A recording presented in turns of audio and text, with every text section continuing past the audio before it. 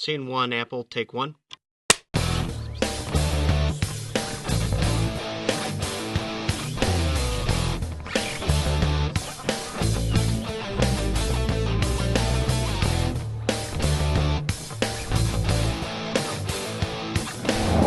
Hi, everyone. This is Shane Borza. Welcome back to another episode of Film Notes, the show where I interview people in the industry, about the industry, to get their notes on how they work in film.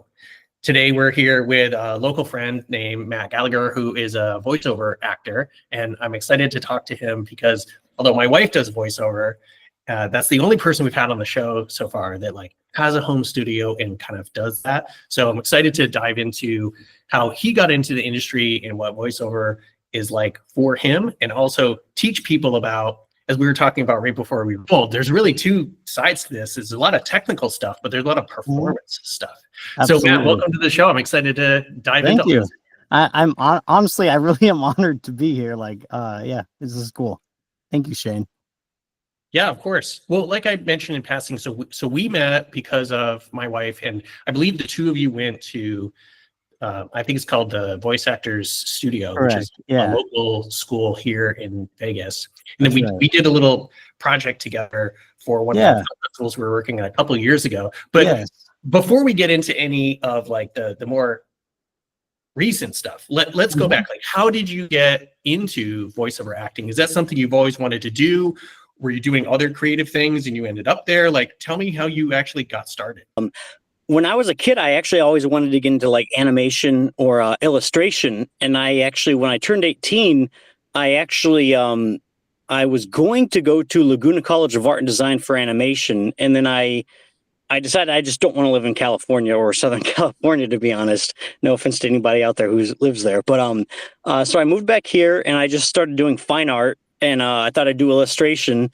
And I always in the back of my head, like character performance was always super interesting to me, which is probably why I like animation, because there's something magical to me about bringing a character to life. So, yeah, honestly, to be 100% honest, 3 years into my college degree, I did finish and get my bachelor's, but 3 years in, I was like, man, I spend 15, 16 hours a day drawing. I didn't think I would, it just kind of took the joy out of it for me. And so I just got a regular job. I got an office job. I worked in a law firm after getting my, my art degree. So I wasn't, quote unquote, using it. But that actually was a good experience. But anyway, that's kind of a side note. I always wanted to do, voiceover was still always interesting to me because it is part of the component of bringing a character to life, whether it's commercial, cartoons, whatever, it doesn't matter, because you're always bringing life to something. So I started doing impressions on YouTube, actually. I think in what are we in 2025? 2016, I started doing impressions on YouTube because that was always just something I was just kind of good at when I was younger. And, still, I guess. But, and so I started doing impressions on my YouTube channel. YouTube in itself is its own animal. So honestly, I wasn't very good at it. I mean, the impressions were fine, but at least I think, YouTube is so difficult. So it wasn't something I ever really got the grasp of. And one day, a friend of mine, he said, hey, this one YouTube channel who does Dragon Ball Z parodies, they were holding an audition for something. And so I was like, fine, yeah, I'll audition for it. And I auditioned. I did not get any of the roles, but I did find from that audition that, I was like, this is relatively easy. I can do this. It's not easy overall, but this is something that, because I've been doing the YouTube, impressions, I've gotten used to being recorded in some way, shape, or form, doing voices or character work. And so I started doing, I decided to get my business license. And then I started taking classes, going at it, really hardcore, just taking classes anywhere, everywhere, and anything I could take in regards to acting. I was in it, even motion capture. And so I've been doing this professionally since 2018, voiceover. And the first thing I did is I got on one of those freelance websites which I know makes most voice actors their ears burn. But it's a good place. It's a good starting point for any voice actors out there, because there's no better experience than real world experience. And so even though I will admit that sometimes these freelance websites, they do try to, like, it's almost like a race to the bottom in regards to what you offer as your rates. But I mean, as you get more experience, you really learn your value, and you can charge the right things. But like at the beginning, it really is good experience, because you get feedback from the clients. Like, half the battle is the business side of things. So, it's a good learning curve for you to at least start on these freelance websites. You also learn what sounds good. You learn what sounds good in your setup, what works for you. So nothing's better than hands-on experience. So anyway, I didn't mean to be so long-winded there, but that's how I started, and that's how I got where I am now. Well, I mean, that's just helpful for me because I didn't know the backstory for you. It's interesting whenever I either work with someone or collaborate with someone or meet someone. It doesn't matter if it's creative arts or, like you mentioned, like working in a law firm. Like, if you walk in and someone's the manager, you just assume like, well, they've always been the manager. Like, they might have gotten that job yesterday. That's right. And they're brand new to that role, but you're like, well, you're the manager here. So when you meet someone who's like, oh, I'm a voiceover actor, you're like, oh, they've always done that. You're like, well, no, they might have just started, or, come in from something else or what have you. So I always love to hear, and especially in the creative arts, people are shifting around all the time or wearing multiple hats. But regardless, the two things that really stuck out when you were saying all that is, first, it's that old expression, like it's called show business, not show friends. So you can always be friends with people, but it is a business. And that's something that's really hard for a lot of people when they want to do, well, I mean, any kind of art, painting, what have you, but especially some kind of performance, because I say this all the time. One of my friends in LA, like, she's done stage work and like won awards for like live performance, but she also does like film and TV work. And she's like, my job is to go to auditions. That's my job. Right. And occasionally I had to get a break from my job when someone hires me and I have a gig. Yeah, but that's right. You have to appreciate, she always used to say, you have to approach it as a business and say, my job is to find work. Yeah, and that's right. It's not like, hey, I'm an actor now, hire me. It's like you have to learn all that stuff, like you said. So talk to me about that learning curve, because really what we are when we're independent artists is we're like a sole proprietor, and we're like an entrepreneur, and we have to figure out, again, like we said at the beginning, like, I have to learn the art and like the performance, but I also have to learn like, so how did you get I know you said you were kind of on some of those like websites and stuff where you could like find gigs, but talk to me about, like, now that it's been like almost 10 years, like building that client base or like getting yourself out there, because whether you're a voiceover actor, like a TV or like a live performance actor, or any kind of crew member, a lot of it's word of mouth, but you can't get word of mouth unless you have someone you've worked with. So like, how do you get those things going? And you talked about like getting the business license. So some of this is like hoops, like legal things. Some of it is kind of experience. So talk to me about how you like got that stuff off the ground, and maybe how that has evolved over those last like 6 or 8 years. Sure. To be 100% honest, I'm still learning it, because it feels like, as in regards to finding clients or putting myself out there, it's always changing, because for me at least, a good portion of my work comes from like social media. And social media, as anybody knows, the algorithms and stuff like that, they're always changing. Things are just changing. There's new apps out there, or sites. There's literally a new algorithm for like YouTube, or like every so often. And so like it's a constant learning curve. I will say that. So one key thing is definitely adaptation. In regards to getting a business started, you literally just got to do that footwork. I mean, at some point you have to at least keep in mind that if you want to be a full-time business or anything, or even a part-time, if you make a certain amount, I don't know what it is nowadays. I think it's 500 at least a year. If you make 500, is that correct? I don't know.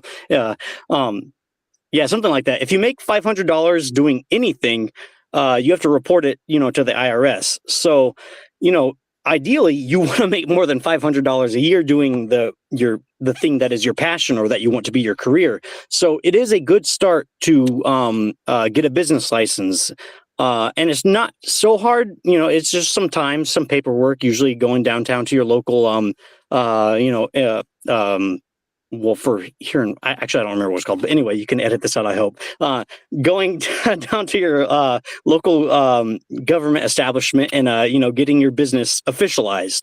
And then what gets easier a little bit from there is you can use some of your like educational things like voiceover acting or whatever your freelance or whatever your profession is. Use some of your education as a write-off, and it doesn't get 100% written off, but it does help.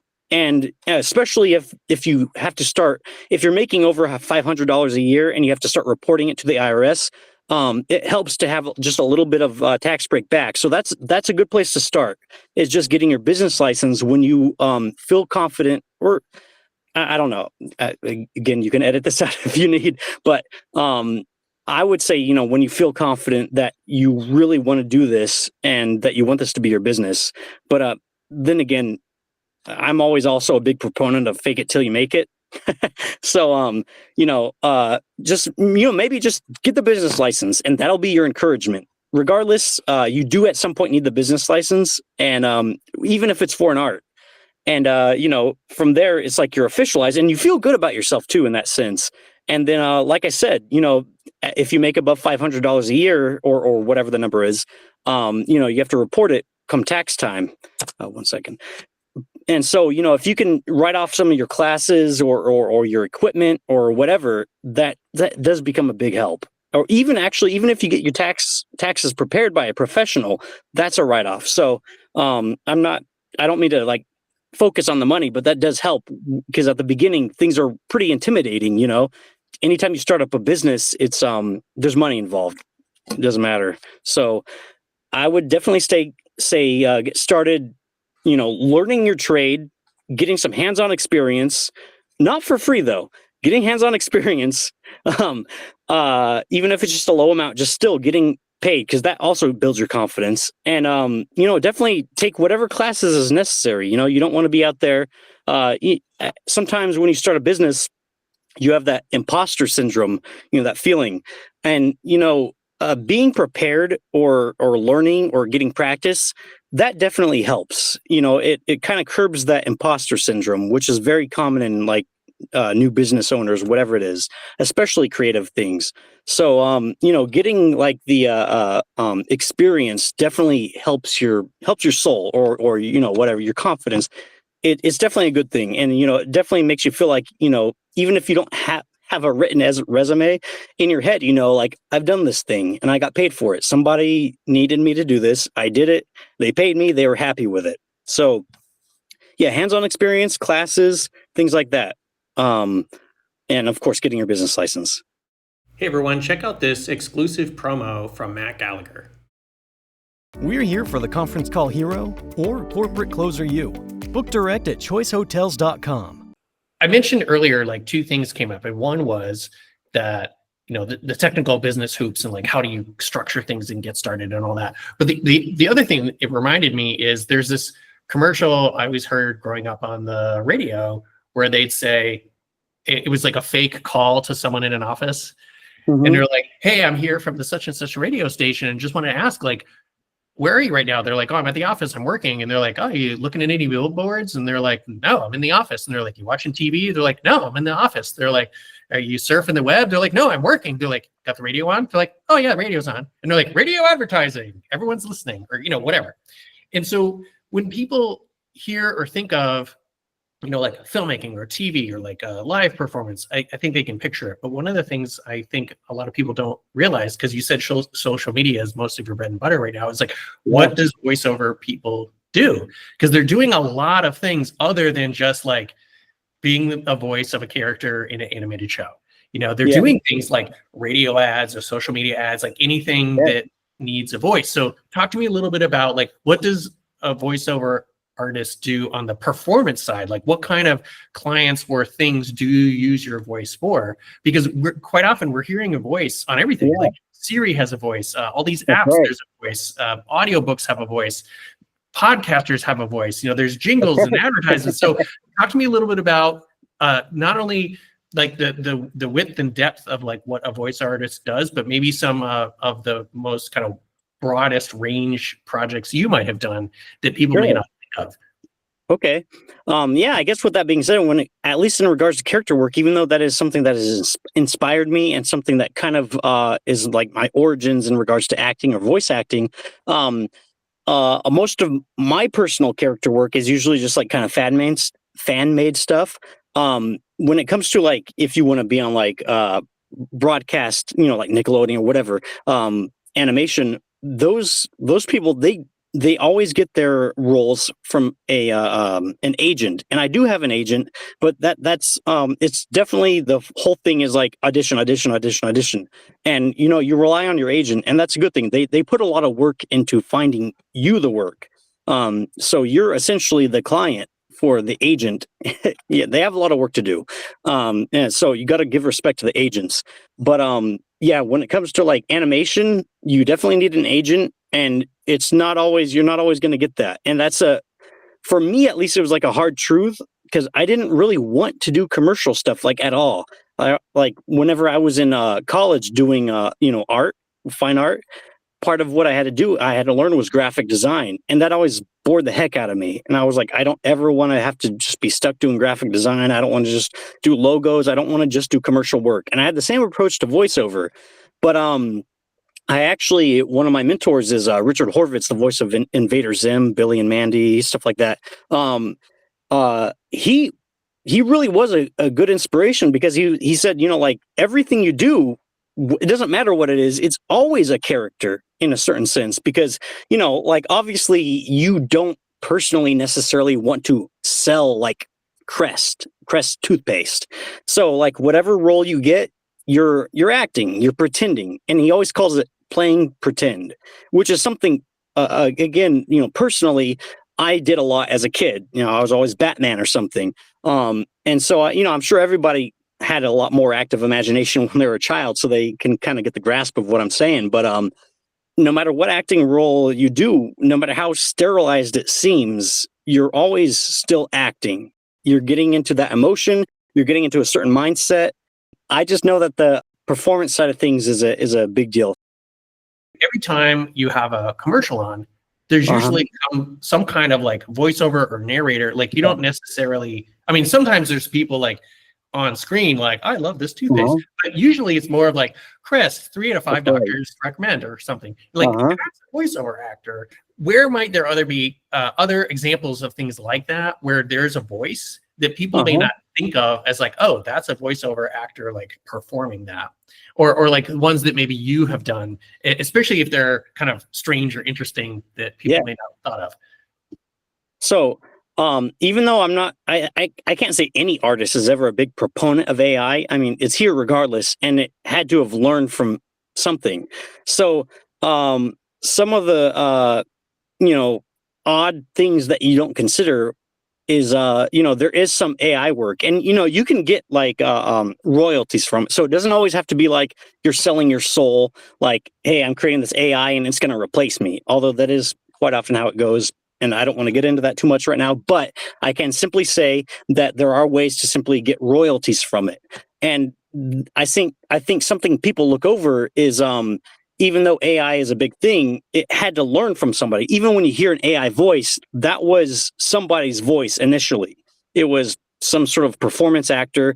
They recorded however many hours reading from something probably very monotone, or maybe not monotone, but something very casual, I guess you could say, like a textbook.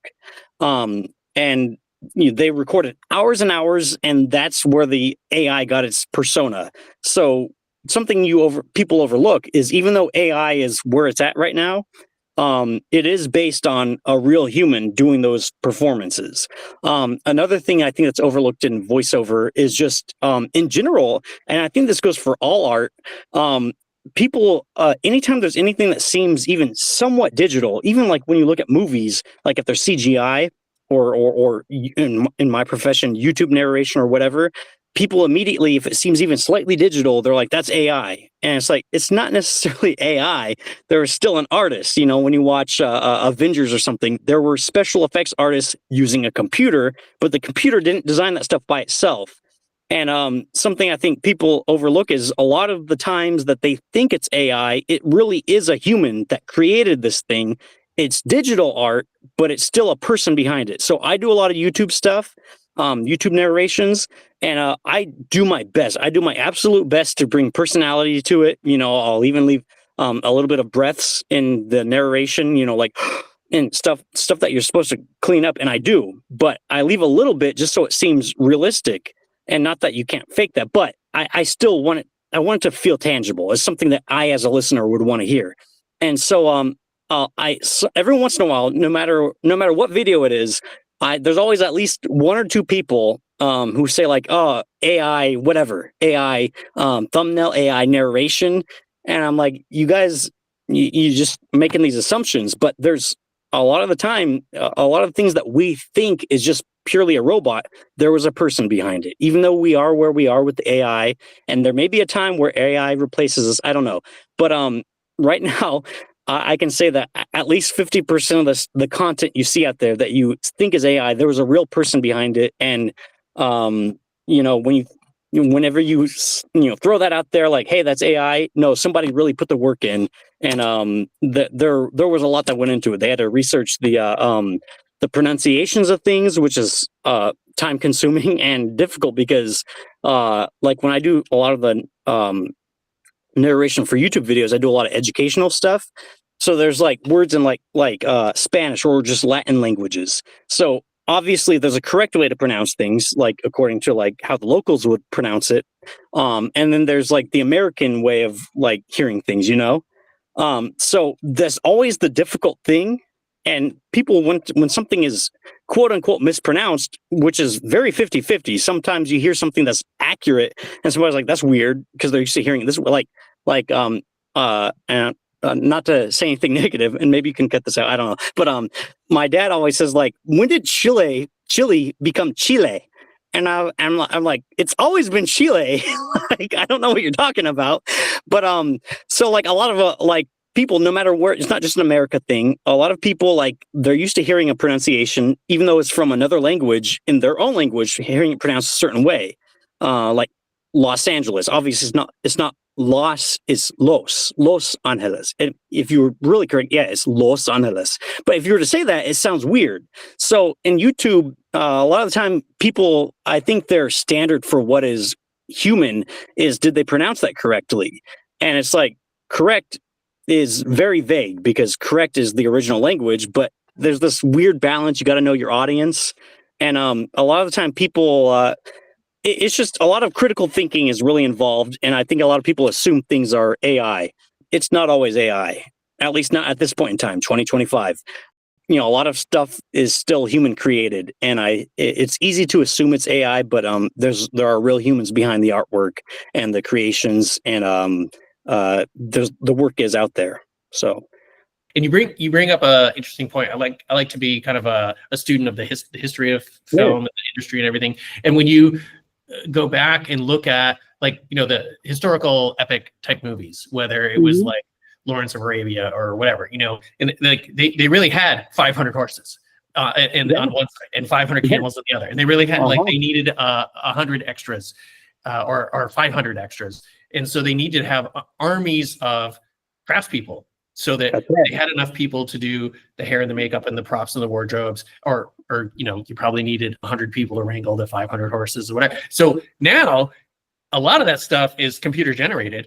But when you watch something like The Avengers, like the reason the credits are 15 minutes long is because there's hundreds and hundreds of digital artists. So yes, on one hand, we don't have as many people on set, but you might have 2 or even 3 times as many people in post who are, like you mentioned, they're all artists. They're all working. I mean, you watch a Pixar movie, they have people to do layers. They have people to do lights. They have people to do shading. They're all in a very specific niche, but they are doing the work. And to your point, they're working with the program or the computer, but they're the ones that's doing it. And Right. if you step back, what are we using? We're using a camera, we're using lenses, we're using lighting, we're using microphones. Like we just always use tools to capture this. It's just the tools and how we capture things changes over time. And it reminded me of that old expression of like, when the automobiles started to come in, the buggy whip manufacturers were like, we're going to be out of a job. And you're like, well, there's always people that are going to need a buggy whip or a horse whip or something because they're going to ride horses. There's just not going to be as many, but the jobs are moving. And you have to kind of allow that technology to change regardless. I mean, now, especially because of COVID, it's very common for people, and this is going to lead into talking about your home studio, for people to work remotely. And, 5 years ago, it was drastic, especially 10 years ago, it was drastically different. But now, all of a sudden, for people to jump on a Zoom call like we are, it's like no one bats an eyelash. That's right. But 10 years ago, it was in its infancy, so a lot of things didn't work, or people didn't know how to do it, or they assumed there was some loss, like, oh, we need to be in person. Like, really? I mean, people now, they're sending in auditions virtually, or they're doing meetings virtually. We watch all the Marvel stuff, and the Miss Marvel show, the gal who played Kamala Khan, she was told over a Zoom call that she got the role. Like, she was in her house. They were in the studio, and that is now normal. Sorry to stop the show, but we've got some bills to pay around here. And to do that, I wanted to point out a couple things I've got on offer at ShaneBorza.com. As both a master level mental health coach and an award-winning filmmaker, I have the experience and expertise to help you go further faster, regardless of whether that is in your production or life. I am psyched to announce all my courses and books have been updated and expanded and are available on both Apple Books and at my shop. Especially wanted to point out my film notes book and workbook, where you can learn everything you need to make your film and get it out to the world. If you need help with either your life or film, please reach out. And now, back to the show. To your point, again, part of it is like, and this is why I want people to like watch the show. Like, I can see you're in your home studio. But if people don't know how, like, they might be the best, like you mentioned, you're doing impressions to start off with, like they might be excellent, and people are like, oh, you should do voiceover. You have a great voice, or you do impressions, and they go, cool. Yeah. Well, they don't know how to set that up. So tell me a little bit about how you're using some of this technology and what you have, and like, how did you, well, first of all, like, learn all this stuff? Like you mentioned, taking all these classes and everything, but like, I can see you have it put together, like you're in the booth. So how did you do that? Did you do it yourself? Did you hire someone to do it? Like, what do you need? Like, so give us like the little tour of the studio, so to speak, and kind of talk me through the process, because just like anyone else, like, you need the tools to do the job, whether you're somebody who's like using the computer to make digital effects, or you're a voiceover artist who needs a home studio. Okay. Yeah, you got it. All right. Let me real quick preface it by saying anybody specifically who wants to get into voiceover, acting, I would say, is at least, probably I'm very underselling this, at least 75% of the work. So definitely get your acting chops in, take classes and things along that nature. But anybody who's just in general looking to maybe podcast or whatever, any sort of remote work like you were talking about, Shane. When it comes to my home studio, yes, it's all, I built this all myself. Every time I move, which is personally way too often, I move a lot. I don't know why, but I have to set all this stuff up, but it's worth it because it sounds, pretty decent. And so like what I got here is these black blankets. These are vinyl curtains, so these are 45 pounds each. And then like Joyce has in her studio, a lot of moving blankets. So you got moving blankets here, and then even I'm sorry for the glare. Well, maybe we'll just cut that out. But anyway, above me, I have moving blankets that go across the ceiling. So a lot of it is very makeshift. So the main thing is just reducing sound reflections. Again, kind of like what Joyce said. She has a lot of those foam panels, and I have those too. But it doesn't always have to be foam panels. Basically, anything that can absorb sound. So moving blankets are amazing, and so are those foam panels. So like I said, for myself, I have moving blankets going across the ceiling, which and I have them kind of like crumpled. They're not like, it's not flat. I have them a little bit crumpled, so that way some of the sound doesn't just reflect right back at me. And if you were here in studio, you'd hear it's kind of weird. So I'm used to it, but when I show somebody my studio, they come in here and they always tell me like it's a creepy silence, like they're not used to that level of silence. And that's the type of thing you want to aim for. And the good news is you don't have to, like I said, have a professional. I did this myself, and I'm not trying to brag or anything. I spent a lot of time on YouTube or talking to professionals. But yeah, I built it myself. It's relatively expensive, but not as expensive as other businesses. It's not like I had to buy a grill. I'm not a chef. There's a lot of businesses that are a lot more expensive. But if you want to be a podcaster or do anything sort of remote that involves video or audio, I mean, for myself, the number one important thing is just having, in my case, a walk-in closet, but at least some sort of space where you can kind of close things off. You can't see it, but I have a door right here, a regular door. And there's, another one of those vinyl curtains kind of over the door. And then, I have moving blankets surrounding it. So, like I said, it's very makeshift. So it is very plausible. And it is a lot if you're just, if I were to throw out a number, I'd say like, I'm just as a ballpark figure, I'd say like $500, but it doesn't have to be that much. I started with not even this much. I literally just had panels and just like clothes in my closet. Anything that you can use, it's very makeshift. So yeah, if you want to start a podcast or whatever, as long as you have a decently quiet space, it's pretty easy. Moving blankets aren't super expensive. Neither are foam panels, the ones that are like the jagged things.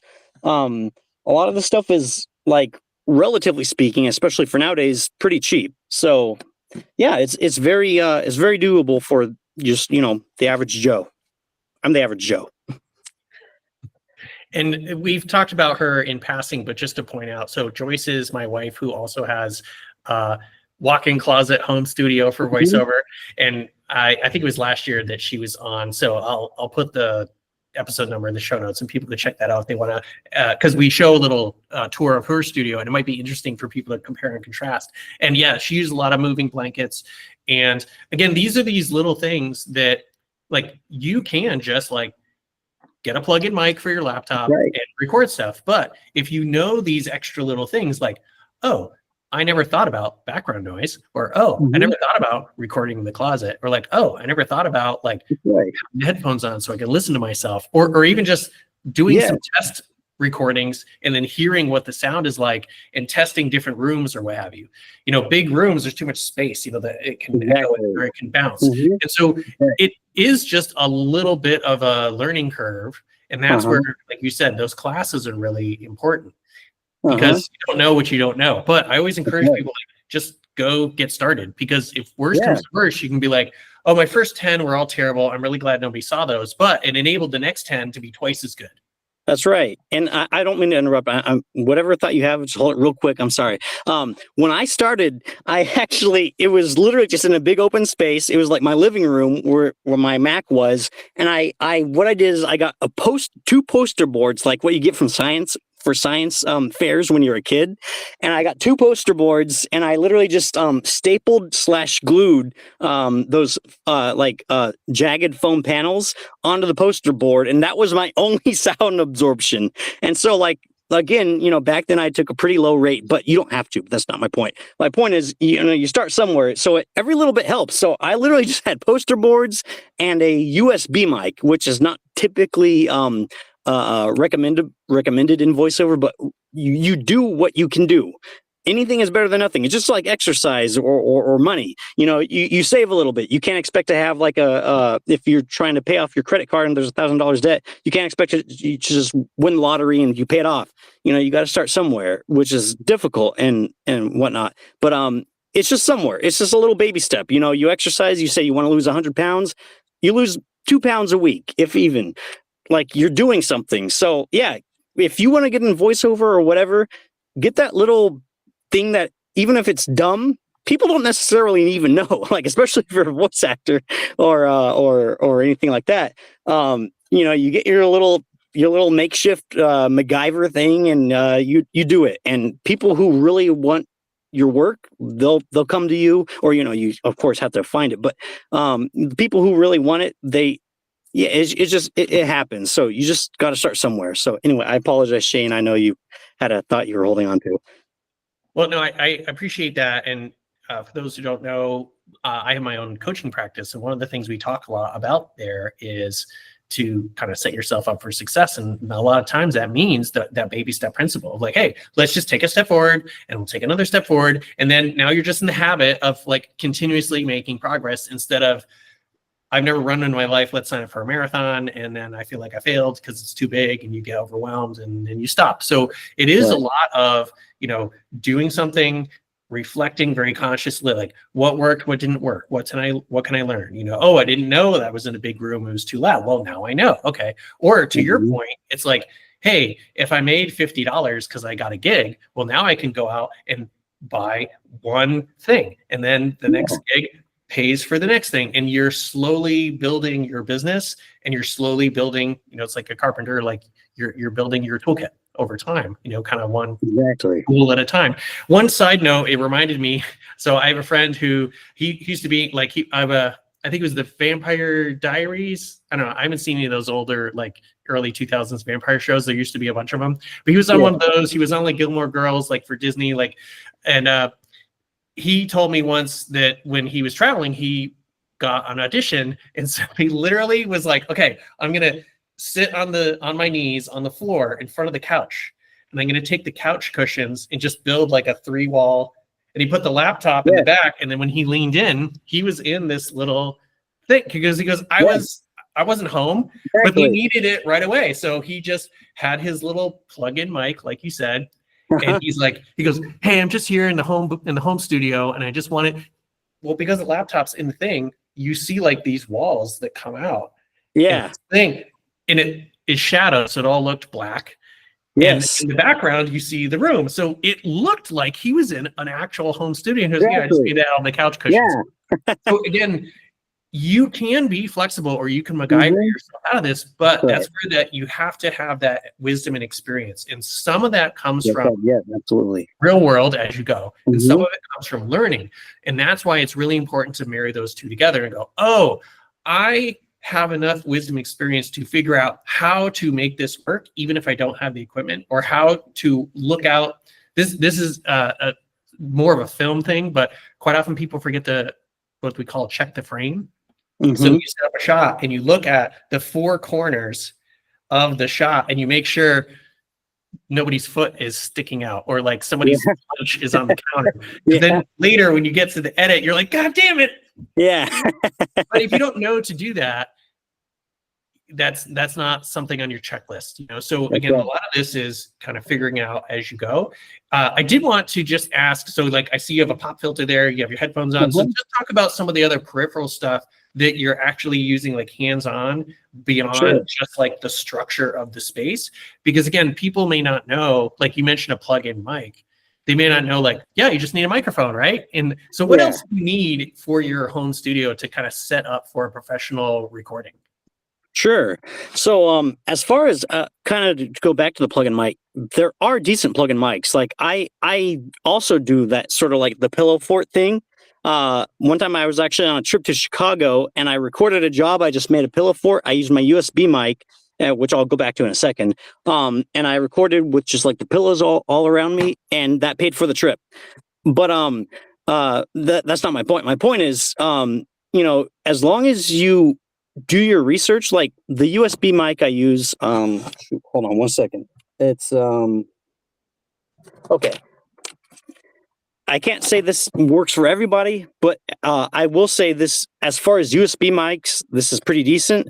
And again, I will say that USB mics are not ideal for voiceover, but as far as USB mics go, the Q2U, I don't know if you can see it, is one decent one, actually. Yes, so that's a decent one. The other one, which I think is actually even better, that one was a dynamic mic. In voiceover, you usually want to use a condenser mic. So I would say this is even better in regards to USB mics. This is the CO1U Pro.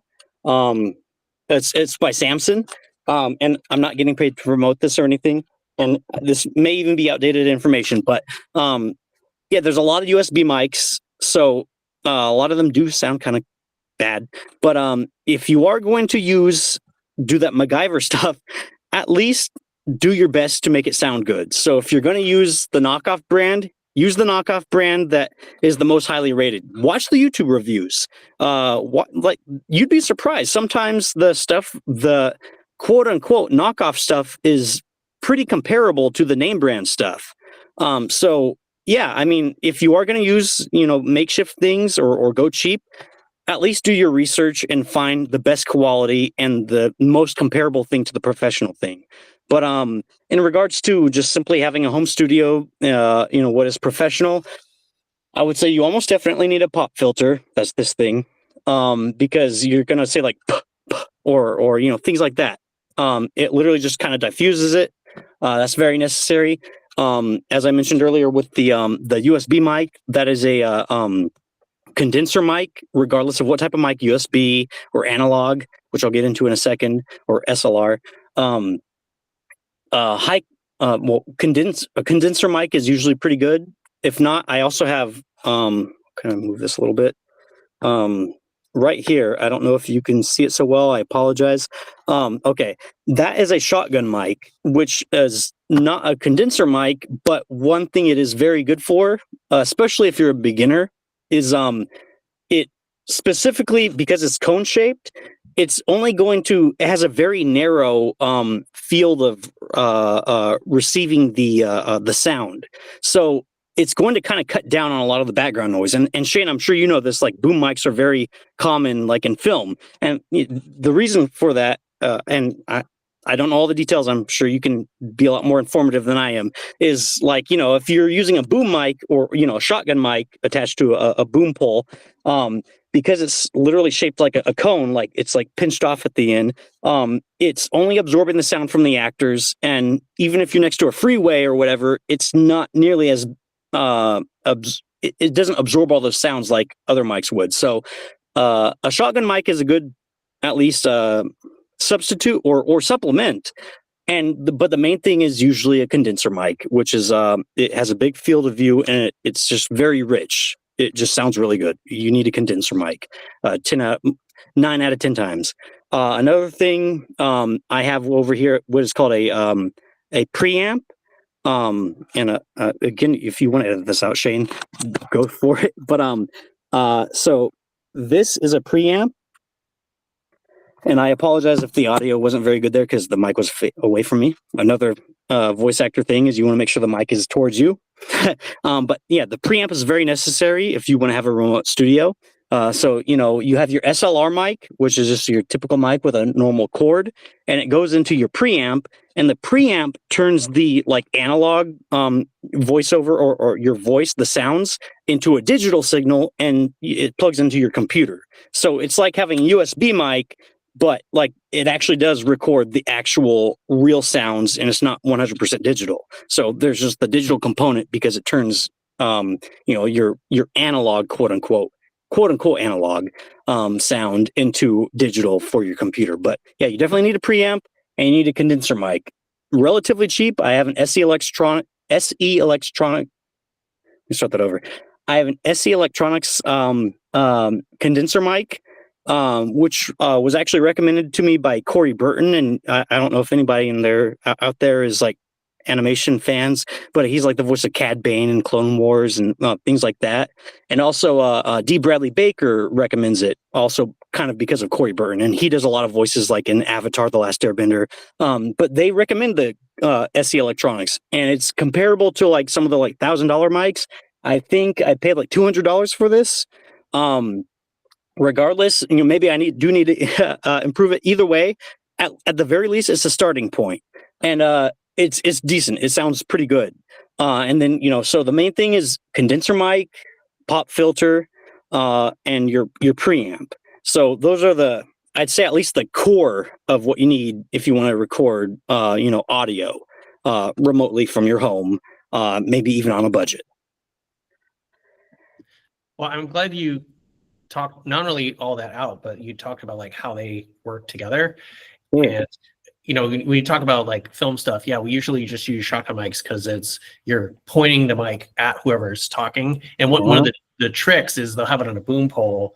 It's usually you see people standing like this, and they're like holding this big long pole, and it has a microphone at the end. And quite often people are facing each other, so you don't see this because it's above the shot, and they usually have it above because it's much easier to swing the pole, or they just rotate. So like if there's someone here and there's someone here, they just point it at this person when they're talking, and then they point it at this person they're talking. And to your point, the cone is so narrow that it only picks up whatever direction it's pointed in. And so usually behind the scenes, or if you could like zoom out, you'd see the person is constantly like moving the boom pole around, or they're walking and following people, or as they walk around the room, they follow with them because it only captures that. And so there are different things. And again, this goes back to what you're talking about at the beginning, like taking classes and learning this stuff. What you don't want to do, and unfortunately, sometimes this is how you learn, is you buy the wrong stuff. But to your point too, you can always upgrade things as you go and go, oh, hey, the first year I was in business, I spent $500 on stuff, and now I'm growing, or I have higher level clientele, or I'm charging more money or whatever, and go, great, I can keep this if I need to, which is always great to have backup equipment. Or I can step up and get bigger, better stuff, or whatever. But yeah, start where you're at, and then grow as you go. I want to make sure we got a lot of good notes from you already, but I'm going to go specifically into your quote unquote film notes and say what might be some good notes for people that you have learned along the way, your wisdom and experience, things that maybe you wished you'd known when you started off. If you can give me a couple things around that. Sure. Two things that I think are really important. And I know I mentioned this earlier, but really the acting as in regards to voiceover, the acting is at least 75 to 90%, maybe 95. I don't know. A big portion of the work. I started doing personally impressions, and that's not enough. You got to be able to act the role. You're going to get something that's just your normal voice or whatever, and you want to actually, people know if you're not being genuine. So you want to get into the role. So acting classes, voiceover acting, improv, whatever you can take acting classes. That's number one thing I would say for voiceover. Number two is just your expectations. You may get into voiceover thinking you want to do anime dubbing or whatever, and that can still always be your goal. I'm not ever saying like give up on things, but you also have to realize there's a wider there's a lot of genres out there, and sometimes the thing you're looking at is very it's kind of hard to break into. And sometimes I wouldn't say have to start at the bottom, because commercial work isn't necessarily at the bottom. You can do a gig for Coca-Cola and get paid way more than a dubbing actor, or whatever. But you do the other work, and like everything is just kind of experience. And sometimes you find out things you like or you're good at that you didn't know. So don't pigeonhole yourself into one specific genre or whatever of the profession you want to do, especially when it comes to like voiceover, because there's a lot of things out there, and sometimes even those things can lead to the thing that you want to truly do. Well, those are both really good notes in general. I next want to ask you kind of a parallel to that and say, what are some notes for people who might want to hire someone like yourself? Like, oh, I need someone to do a voiceover for a reel, or I need someone to voice a character. Like, how do they find either you in particular or a voiceover person in general? Of course, there are the freelance websites out there, which I don't want to say not to use. Those are they're a good resource for finding voice actors or freelancers in general. But every time you want to hire somebody, you're going to have to keep going back to that. And there are a lot of amateurs on there, especially nowadays, since post-COVID. A lot of stuff is remote, and there's a lot of amateurs. So yeah, you could go on those websites and find your freelancer that way. But the best way, honestly, is just kind of typing in whatever thing you're looking for, it would be voiceover, Illustrator, just kind of typing it in Google. Of course, the top results are going to be the freelance websites. Kind of bypass those, which you can look on them. I'm not saying not to. I'm just saying kind of bypass those maybe, and vet yourself what you think sounds good, and just kind of talk to the artists. Or even go on social media. Social media is great. You hashtag, you're looking for a videographer or a voice actor or whatever. Hashtag voice actor or @voice actor, whatever.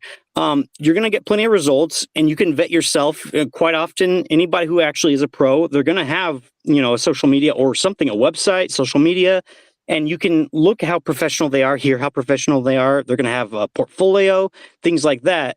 And you'll get to know by just simply talking to them how reliable they are. And you don't have to search every time. You don't, if you are looking for a graphic designer, you don't have to go on Fiverr or Upwork or whatever each time you want to find a graphic designer or voice actor or whatever.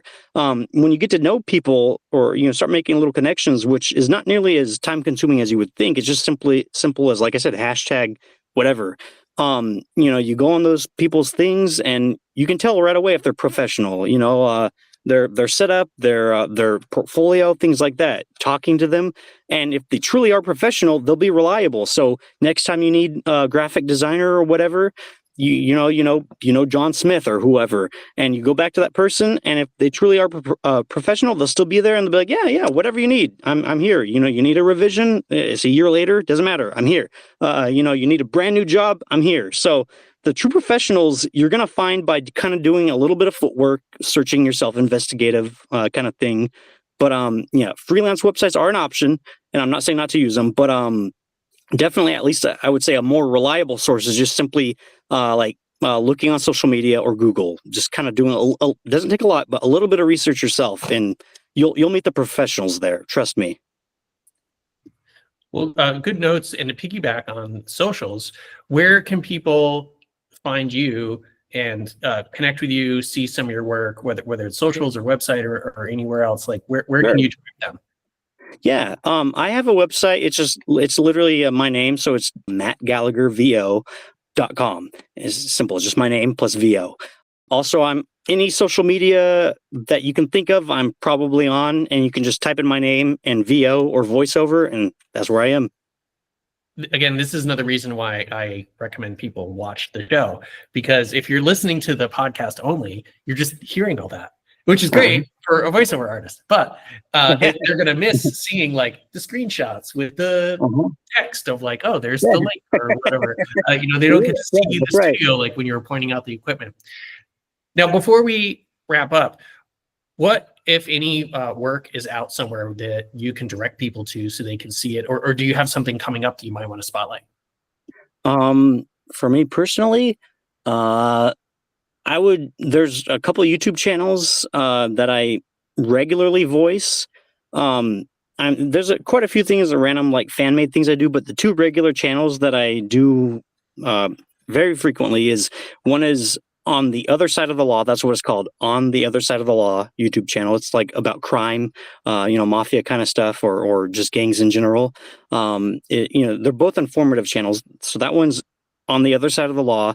The other one is called Re-Universe, spelled like Re, and then U, like U-Y-O-U, and then Niverse. So, putting the Niverse after Y-O-U.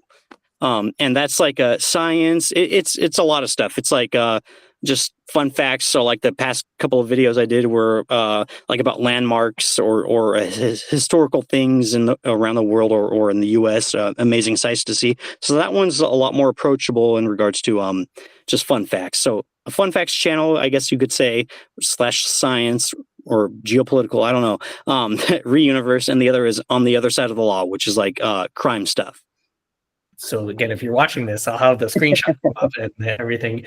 But what I really want to thank you for coming on. I appreciate you talking about, again, there's really the two aspects to all this stuff. It's both an art and a science. And to your point, especially when you can't see the person, that performance has to be in the voice. So really knowing how to do that. But again, also like, well, how do I put the studio together? What kind of mic do I need or whatever? I'm sure a lot of people don't even know that there are different kinds of mics. So talking a little bit about both of those and getting your wisdom experience, I think is really helpful. And again, I learned more, and my wife does voiceover, so that was helpful for me too. And also just learning a little bit more about your background. Again, I think it's really interesting. I want people to not only learn more about different roles in the creative field, but also that, the expression is, ask 100 people how they got in, you're going to get 100 different ways. There's no way in, so learning how different people get started on things or how they move around over time. So I'll make sure that all that info is in there. Thank you so much for being here and talking about all the fun things voiceover. Yeah, thanks for having me, Shane. This has been great. I'm very grateful, and I appreciate your time and being allowed to just talk and ramble on. So as I mentioned at the beginning of the show, this is both audio podcast you can listen to. So check it out on all the streamings, Apple, Spotify, and all the things. But you can also go to my YouTube channel and watch. This is a monthly show, so I hope you'll subscribe, all the things, so you can catch it up on what we've done before. This is the 4th season, but always you can be here for the next episodes. So thank you so much for being here, and we'll see you on the next episode. Thanks for watching. If you'd like to support the show, please click on the link below. You can also contact me at my website if you have any questions about filmmaking or anything else. Off to the side, you'll see a couple of my books, Film Notes and the Film Notes Workbook. I encourage you to check those out if you'd like to learn more about filmmaking. See you in the next episode. Scene 1, Apple, take 1.